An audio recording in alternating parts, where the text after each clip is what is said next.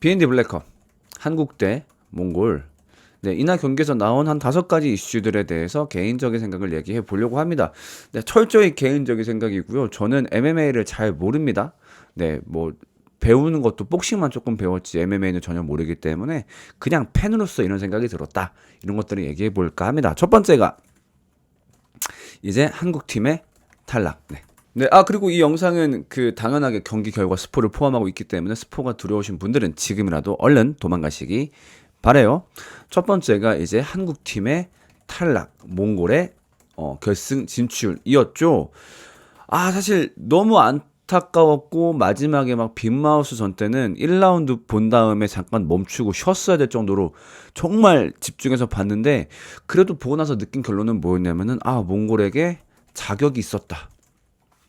몽골은 결승가 자격이 있던 팀이다라는 생각이 들었어요. 일단 정말 전반적으로 흔히 말하는 그 몽골의 인자강이 이런 거였구나 생각이 들었어요. 여러분들 아시겠지만은 집 근처에 이삿짐 센터 일하시는 분들 중에 몽골 분들 되게 많잖아요. 그분들 보면은 막 전날에 3-4시간 술 마시고 다음날 와서 바로 일 나르시고 진짜 엄청나게 코어 힘이 세신 분들도 많고 몸통 자체가 크잖아요. 이번 경기를 통해서 그걸 느꼈던 것 같아요. 몽골은 진짜 그냥 사람 자체가 너무 강하구나. 예를 들면 윤만관 선수 경기할 때, 브로클 경기할 때, 윤만관 선수 몸 보면 아시겠지만 근육도 많고 완력도 세잖아요. 근데 케이지에 밀렸을 때 돌리지를 못하더라고요.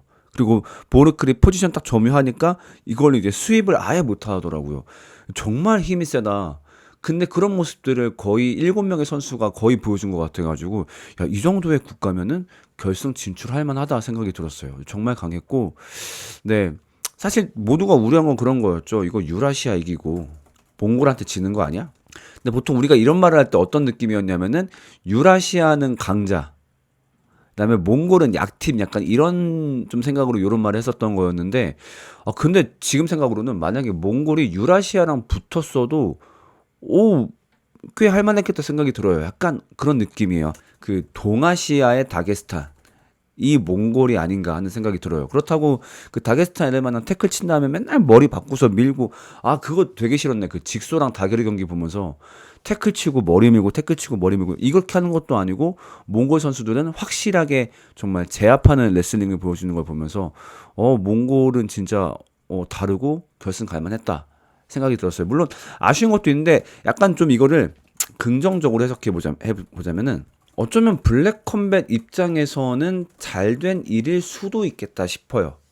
물론 이제 모두가 생각하는 한국과 일본이 결승전 올라가서 한국이 이기는 그림이 가장 좋다고 보일 수도 있겠지만 그게 오히려 안 좋을 수 있다고도 보는 게요. 한국에서 블랙컴 열린데 1회 때 한국이 우승했대. 이런 얘기를 해외에서 듣거나 아니면 해외 팀들이 듣게 되면은 어쩐지 한국에서 열리는 건데 편파 다 하는 거지.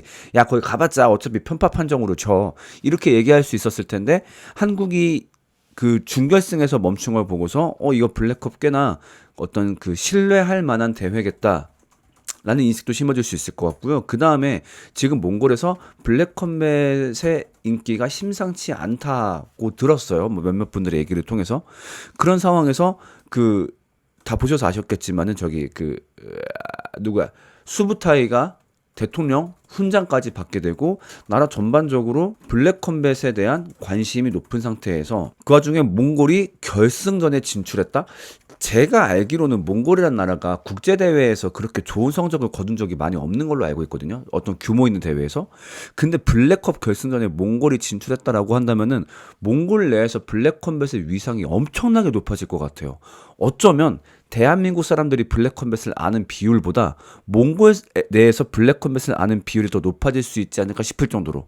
그래서 어쩌면 또 행복회로를 돌려보자면은 몽골 대통령의 결승전 직관도 가능하지 않을까.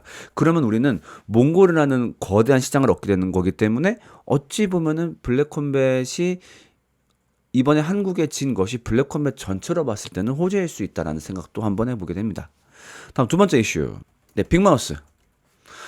이야기를 안 할 수가 없어요. 빅마우스 선수가 너무 부담됐을 것 같아요. 3대3 매치 전체 마지막 경기를 뛰었는데 심지어 그때가 이제 게임 스코어 3대 3이었죠. 얼마나 부담이 되었을까. 사실은 급하게 투입이 되었는데 그 와중에 자기한테 온갖 짐이 다 짊어져지고 그 다음에 굉장히 급하게 감량.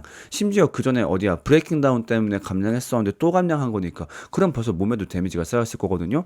그리고 근데 이제 경기를 출전했고 빅마우스 말대로 부장의 품격을 보여줘야 되고 그 다음에 블랙 컴뱃에 대한 의리 때문에 경기 나왔는데 근데 제가 느낀 건 아무튼 졌습니다만 3라운드 TKO로 졌습니다만 전혀 부끄럽지 않은 패배였다. 네, 정말 진짜 특히 1라운드, 2라운드에 보여줬던 그 복싱 스킬은요. 너무 화려했어요. 진짜 그 두 선수 모두 복싱을 잘하는 상태에서 그 슥박이 난무하고 그다음 막 그 엄청나게 빠른 핸드 스피드도 보여주면서 아, 저런 사람이라면 부장을 했을 만하다. 저런 사람이라면 오메가 팀을 막 뭐랄까 닥달했을 만한 자격이 있다라는 생각이 들었고 진짜 전사고 네, 빅마우스만큼은 되게 찬사를 받으면 좋겠어요. 너무너무 잘했고 멋있었고 진짜 전사다웠다. 그리고 진짜 블랙 컴뱃이란 단체에 대해서 빅마우스가 얼마나 큰 애정과 충성심이 있는지 알겠다. 그게 느껴지는 경기였어요. 진짜 빅마우스는 너무너무 잘했다라는 생각이 들어요. 네, 그 다음에 좀 민감한 얘기였죠. 광남대 머큐리 선수 경기를 얘기하지 않을 수가 없을 것 같아요. 이때 광남의 판정승. 사실 경기를 보면서 일단 뭘 느꼈냐면은 와, 머큐리가 그냥 아예 다른 사람이 됐네?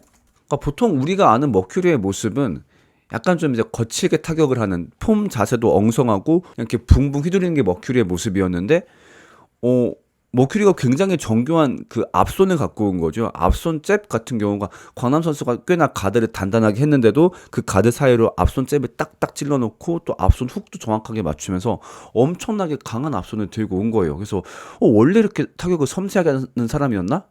생각했을 때 어쩌면 라이트급 갔을 때는 체급에 대한 부담감이 있기 때문에 최대한 체중을 실으려고 좀 붕붕을 쳤던 것 같고 근데 자기 체급에 돌아왔을 때 그렇게 할 필요가 없으니까 원래 스타일이었던 정교함을 갖고 나왔던 게 아니었을까 싶었어요. 특히 놀랐던 게 저는 더블 잽이었었는데 앞손 더블 딱딱 더블 잽을 칠 때 뭐 제가 배우기로는 보통 더블 잽 같은 경우는 어떤 데미지를 주기 위한 것보다 투를 꽂기 위해서 상대방을 견제하기 위한 이렇게 더블 잽을 친다고 알고 있거든요. 그럼 당연히 그렇게 힘을 주지 않는 투에 힘을 주다 보니까 더블잽 같은 경우는 가볍게 툭툭 던지는 걸로 알고 있었는데 더블잽이 팍팍 꽂히는 거죠. 소리가 딱딱 나는 거예요. 더블잽이 어쩜 저렇게 강할 수가 있지? 그 다음에 머크리가 정말 많이 썼던 게 잽잽 어퍼 잽잽 훅 이런 식으로 앞손 두 번의 뒷손이었었는데 소리가 딱딱딱 딱딱딱 나는 걸 보면서 와 진짜 앞손을 너무너무 잘 쓴다. 그걸 느꼈어요. 그래서 그것을 이제 광남 선수가 뚫고 들어가려고 했었는데 사실은 좀 많이 걸렸던 것도 있습니다. 근데 일단 광남 선수가 좀 보기 좋았던 거는 최소한 그 멘탈 문제는 회복이 된 것 같더라고요. 그러니까 상당히 앞손도 많이 걸리고 좀 위축될 수 있는 상황에서 위축되지 않고 어쨌든 끝까지 좀 들어가는 모습을 보여줬기 때문에 굉장히 광남 선수가 잘 싸웠다라는 생각은 들지만 어쨌든 이런 생각을 했던 것 자체가 저는 머큐리한테 밀렸다고 봤거든요. 나중에 이제 판정을 갈 때, 판정 가지고 저는 개인적으로 어떻게 봤냐면은 1라운드는 이제 10대 10, 그리고 2라운드 10대 9, 3라운드 10대 9 해가지고 저는 30대 28로 머큐리의 승을 봤었거든요. 근데 일단 그 나중에 판정 결과를 발표하는데 스플릿이라고 하더라고요. 한 명은 광남승을 줬구나. 오, 신기하네? 근데 점수를 듣는데 29대 28. 근데 또 29대 28 광남 하길래 1, 2라운드는 좀 다르게 봤을 수 있겠구나 생각은 들었어요. 근데 나는 그래도 머큐리 승인 것 같은데 근데 마지막에 30대 27을 얘기하는 거죠. 그래가지고 30대 27이면은 이거는 머큐리가 이겼겠다 생각이 들었어요. 근데 30대 27로 광남 승하길래 너무 놀란 거죠. 이게 맞나? 하면은 너무 선명하게 밀린 라운드가 있다고 생각을 하거든요. 근데 30대 27이었으니까. 그래서 오죽하면은 30대 27 얘기했을 때 그때 유저씨 표정을 보면은 이렇게 하는 모습을 지으시거든요. 그러니까 이때가 언제냐면은 회장님이 자 30대 27 스플릿 디시전으로 인한 승자는 하고 외칠 때였는데 이제 유저씨가 이렇게 했단 말이에요. 근데 갑자기 광남승 이렇게 된 거죠. 그래가지고 이거는 너무 좀 동의가 어렵다라는 생각이 좀 들었어요. 근데 오해는 안 하시면 좋겠는 게 저는 광남 선수를 굉장히 응원하거든요. 일단 저희 노을이가 광남 선수를 너무 응원하기도 하고 저희 집에 광남 셔츠도 있고 광남 선수가 저희 콘서트도 와주셨고 근데 저도 광남 선수 너무 고맙게 생각하고 있고 정말 뭐랄까 감히 제가 가까운 관계라고 하면 그렇겠지만 그래도 친분이 제가 아는 블랙컴뱃 선수들 중엔 저희랑 가장 가까운 사이예요. 그래서 사실은 승리하신 거 축하하고 그다음에 프로포즈한 거 너무너무 축하하지만은 그래도 그냥 어떤 경기를 지켜보는 팬의 입장에서 봤을 때는 이렇게 되면 사실 이긴 선수도 조금 찝찝할 수 있겠다라는 좀 느낌이 들어요. 그래서 사실 지금 생각은 스플릿 승리라고 했을 때 그럴 수 있겠다. 근데 최소한 30대 27은 안 나왔어야 될 점수가 아니었나 하는 생각은 좀 드는 것 같아요. 네, 물론 뭐 아까 말한 것처럼 저는 MMA를 잘 모르기 때문에 전문가들 의견은 다를지 모르겠지만 30대 27이라는 숫자 자체는 좀 뭐랄까 블랙 컴뱃이라는 단체에도 조금 해가 되는 점수는 아니었을까. 그리고 네, 좀 찝찝한 마음이 좀 드는 게 사실입니다. 네, 그다음 네 번째 탱크 대 우마왕. 새로운 왕의 등극.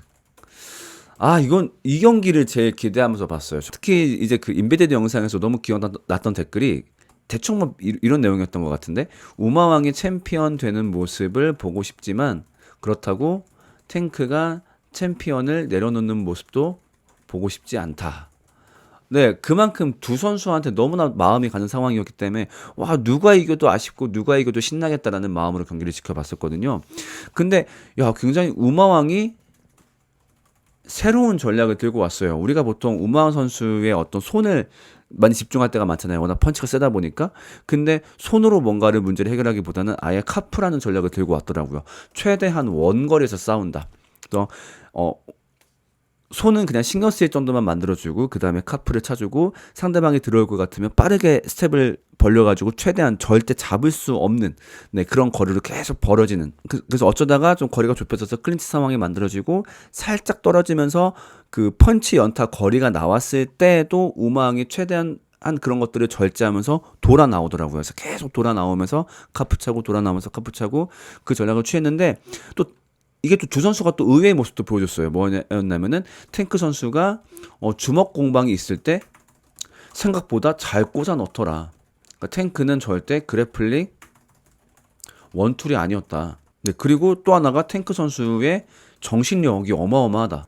카프를 상당히 많이 맞았단 말이죠. 나중에 중간에 그 카프 데미지 때문에 다리를 전 적도 한 두세 번 정도 있었던 것 같은데 그렇게 카프가 아프면서도 스텝으로 전혀 티를 안 내고 나중엔 그 다리로 오히려 카프를 계속 차기도 하고 이건 정신력이 어마어마하다. 그러면서도 우마왕이 정말 침착하게 세컨진의 전략을 잘 따랐다.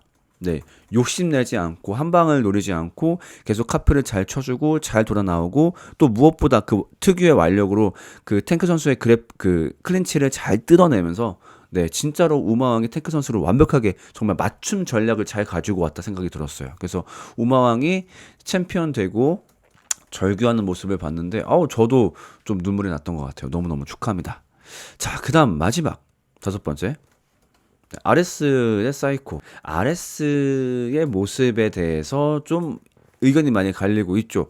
근데 저도 좀 개인적으로는, 격알못 개인적으로는 아레스 선수에게 조금 실망스럽긴 했어요. 근데 물론 너무 입장은 이해가 가요. 일단 사이코 선수가 너무 의외성이 많은 선수고 뭐 경기에서 엄청나게 많은 의외성을 보여줬죠. 갑자기 막 앉아가지고 그 뭐야 무슨 게임에 나올 법한 아래차기를 보여준다든가 그 다음에 상대방 펀치러시를 유도하게 해서 막 쓰러질 것처럼 쓰러진 다음에 갑자기 하체를 잡으려고 한다든가 그리고 붙은 상황에서 갑자기 기습적인 스피닝 엘보라든가 스피닝 백스핀 블로우를 친다든가 그게 많다 보니까 당연히 들어가기가 쉽지 않았을 것이고 그 다음에 연타 찬스가 왔어도 뭘 하기 어려웠을 것이다 라는 생각은 있는데 그래도 너무 빼는 모습을 보여줬다 싶은 거죠. 그러니까 당연하게 사람들이 생각하는 거는 저거 그 개체로 점수를 얻었으니까 그거로 먹고 가려는 것 아닌가? 이런 생각이 좀 들 정도로 너무 소극적인 모습을 보여줬던 것 같아요. 그러니까 개최 영상에서는 제가 할 어떤 목표에 변함은 없습니다. 저는 싸우겠습니다. 라고 얘기했는데 마치 그 옛날에 그 곰주먹 참사를 보는 듯한 느낌도 조금은 들었어요. 그래서 오죽하면 중간중간 그 사이코가 안 들어와? 막 이렇게 막 허리에 손 얹고 했을 때 그 정도의 상황이 나온다는 건 좀 과하지 않았나. 특히 맨 마지막에 좀 아쉬웠던 게 경기 10초 정도를 남기고 사이코가 누워있자 그냥 뒤돌아서 만세를 부르는 모습. 예, 이겼다. 아, 이 모습이 좀 많이 깼던 것 같아요. 이 모습이 과연 전쟁의 신이라는 별명이 맞았을까? 보는 사람들의 마음을 좀 이해해야 된다라고 생각하는데, 근데 이렇게 이길 순 있는데, 어떤 태도를 팬한테 보여주면 좋겠냐면은, 아, 사실 좀 죄송합니다. 워낙 의외성이 많은 선수라 다들 화끈한 경기 기대하셨을 텐데, 조심할 수밖에 없었습니다.